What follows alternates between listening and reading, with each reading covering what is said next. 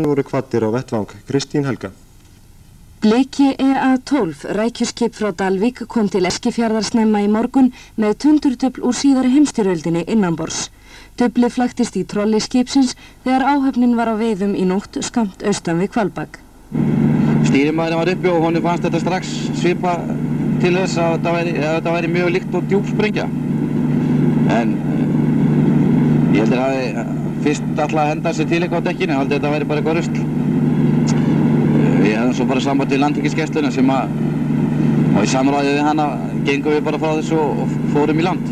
Það var ekkert óþægilegt að vita þessu hérna aftur á dekki? Jú, óneitanlega þá bregður manni svona fyrst. Skipverjar töldu sig fyrst hafa fundið þarna breska djúpsprengju en þegar sprengjusérfræðingar Landhelgisgæslunnar komu til Eskifjarðar á hádegi í dag kom í ljós að þarna var á ferðinni virt tundurdufl. Það heldur nú flest allir þetta væri nú bara svo hvort annað drast sem kemur í trolli en þá ætlum nú bara að taka þetta og henda þess út í síðu. Svo vorum að skoða þetta betur, þá líktist þetta nú ekkert neinu venjulegu drastli.